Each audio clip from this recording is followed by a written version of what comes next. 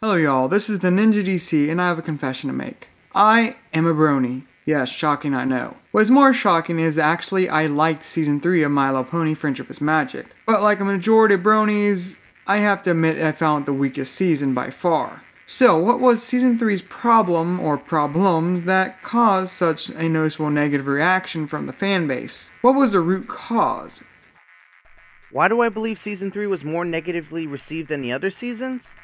Well, I could sum that up in two problems that Season 3 had. The first problem was the overarching plot. They really did not address it at all.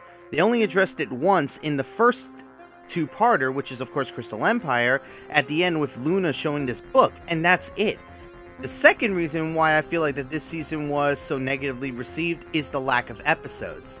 It was an alright season. We had a lot of good things, but also a lot of bad things. But for the shortness of it, for only being 13 episodes, aka half the length of the first two seasons, we did alright. Unfortunately though, some of the bad things, a lot of the bad things kind of overrode the good parts. And this season was, in my opinion and many others, the weakest of all the four current seasons to date.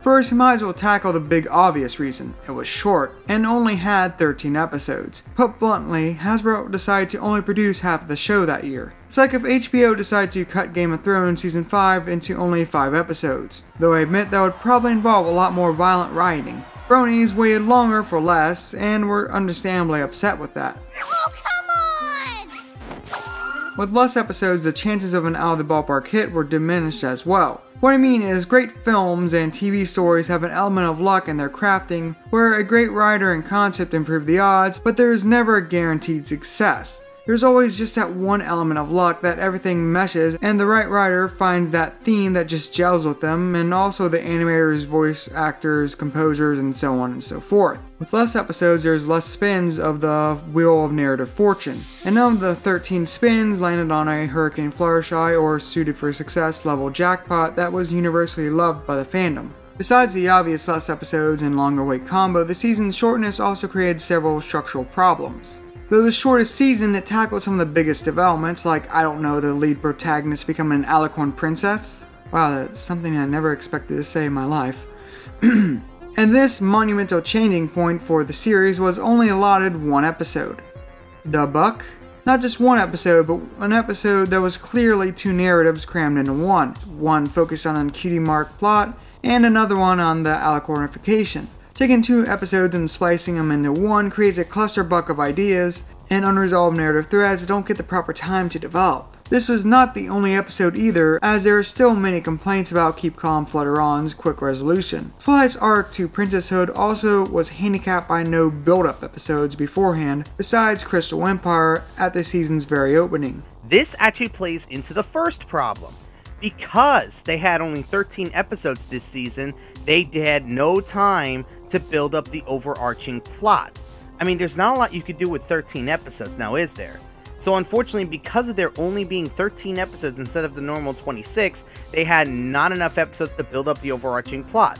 The episode's shortness also has another detrimental effect. Less episodes meant Hasbro allowed the writers less time to work their craft. Now, this was just a personal theory for me based on Saran TV production practice for a while. Writers are normally given a fixed time allotment to write their episodes that stacks with each episode they are given, with all their scripts due collectively. With more episodes, writers have more flexibility in developing their narratives. Say for example you're normally given a month to write 4 episodes, 1 week per episode. However, now you have half a month for 2 episodes. When you had 4, you had more flexibility to adapt to individual episode narrative challenges. Say episode 1 was a simple, fun episode, so you could finish in 5 days. You can now add those 2 free days to episode 3, which involves pivotal character development that is simply more challenging to write. With less time and less episodes, you have less flexibility. Screenwriting also tends to be a very momentum-driven craft. Once you get the ball rolling, it's easier to stay in your groove, so to speak. Now, I said this was a theory as I had no direct evidence the writers had less time, until Polsky got interviewed by Brony internet radio program Brony Toast. And by sheer luck, one of my questions on the subject was answered.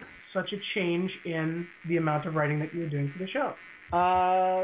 Well, I'm guessing. I mean, really, I guess the best answer is that I have a previous relationship with Megan McCarthy. I know Megan. She was the person who sort of referred me to Lauren when they were looking for more writers, and so when Megan took over as head writer, I think a couple of things happened. One is that she knew me, and I think she trusted me, and she was willing to sort of throw a few episodes my way. But I think also the episode that season had an unusually compressed schedule, unlike any of the other seasons before or since. And so I think that she was, I think she might have, I think I was a person she could turn to in a pinch and say, geez, we really need to get this thing out really quickly. Can you help with it? Kind of thing. So with this, it is confirmed that the writers had less time to work their craft with season 3. Though currently not near their level, I myself am a script writer. And one of the guiding principles behind screenwriting and, writing in general, is the idea that nothing good has ever been written, only rewritten. Screenwriting is all about revision, revision, revision. Thanks to computers, it's easy and fascinating to compare your first draft, or even your first treatment, to your final script. The contrast from the original idea to final is shocking, to say the least. Narrative arcs will be added, removed, and somehow cyborged in. Characters will be completely changed physically and emotionally. And no, I'm not discrediting the writers by saying because they had less time they wrote less well. This is just a simple fact that applies to every writer from Shakespeare to George R.R. Martin. There are other flawed aspects of this season as well, but they are likely linked to the less polished time I just noted. One is the integration of fan service. Look, there's nothing wrong with fan service if used in moderation and mixed in well. Actually, I consider it good as it shows an appreciation of your fan base. And if you're not also aware, I'm a big fan of Fairy Tail, which has a very infamous reputation with fan service of all kind. However, episodes like Magic Duel have excessive amounts of it in place of trimmed down narrative. There's also misplaced focus with Spike episodes trying to fix fan complaints about his character, but failing horribly. Spike at Your Service in particular had major narrative revisions under the previously mentioned time problems. For those of you unaware, it was originally a Spike and Rarity episode, but was altered because it apparently made Rarity too mean. So yeah, Spike at Your Service's narrative feeling a little off makes sense given the major structural changes that occurred and the noted less writing time. And that also explains why there was no Rarity episode that season, because originally it was planned to be, but got canned. In regards to certain plot lines that were skipped or rushed due to the shortness of Season 3, well, for skipped plot lines, there was probably the Magic Duel episode where there was information regarding Sakura having more scenes with Twilight Trinity, but was cut for time. The infamous Wonderbolt Academy delayed scene. And for rush plot lines, there was, of course, Keep Calm and Flutter On, which could have worked a bit better if we were given either transitions showing a time skip, or at least a 30-minute commercialist episode. However, there are outside factors that need to be accounted for as well, like Hasbro rolling out cease and desist notices for several large fan projects at the same time that Season 3 was going on. Hasbro was rather lax up to this point, even allowing full episodes to be viewable on YouTube for a while. Then, during Season 3, Hasbro started reeling things in. Burning videos started getting swarms of copyright notices, justified and not justified, and big projects like Fighting is Magic got canned. The fan outcry over these actions was enormous to say the least, and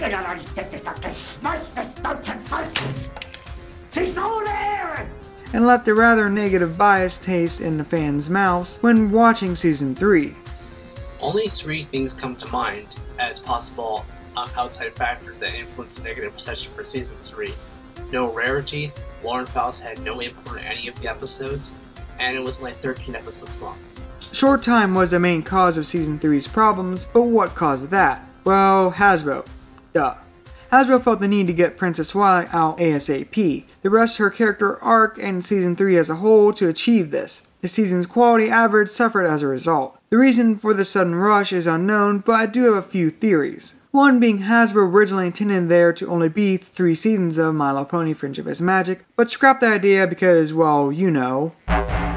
The series ending with Twilight becoming a princess seems like a nice place to end the series from because it likely was the intended original ending. However, Hasbro decided they liked their pink money printing machine and scrapped those ideas, but they already had their plans to have Princess Twilight toys out by Season 3, and those were firmly locked. Add to this, Equestria Girl is likely cutting into the original pre-mega hit allotted animation budget, and the call was likely made to just cut the season down to size. So in the end, what went wrong with season 3 was, well, Hasbro rushed it to meet pre-set toy line objectives. Less episodes added with less time to write those episodes led to less polish for the season, and no lucky strike of the Out of the Ballpark episode. Hasbro has since seemed to have gotten their act together, as demonstrated by a full-length and much more popularly received Season 4. This means less doom and gloom and more hope for a brighter future ahead with Season 5 and beyond.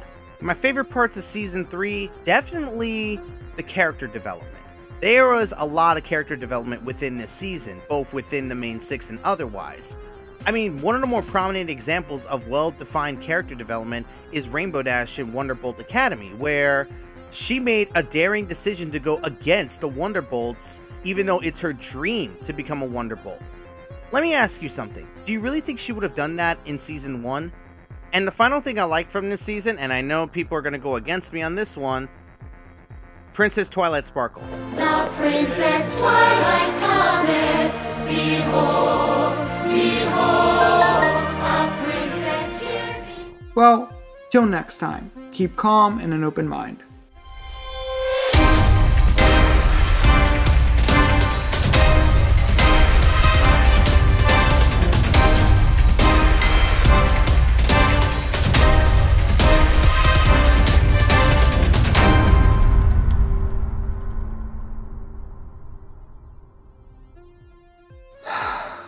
Unfortunately, I'm here to report my next video, a sequel to Why Fluttershy is so popular, that explores why Batman is so popular, will be my next video. After discovering a logical flaw in femfiction and other fanfiction sites like, well, fanfiction, I thought I'd vent some rage at their idiocy. Unlike most videos that involve venting, this will not be flaming but an analysis of the problem and its repercussions within the various fandom communities, specifically focusing more on, well, femfiction and bronies.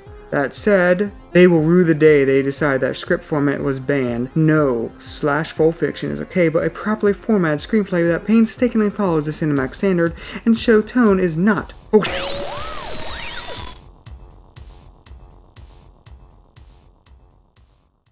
A demon. I turned into a raging she-demon.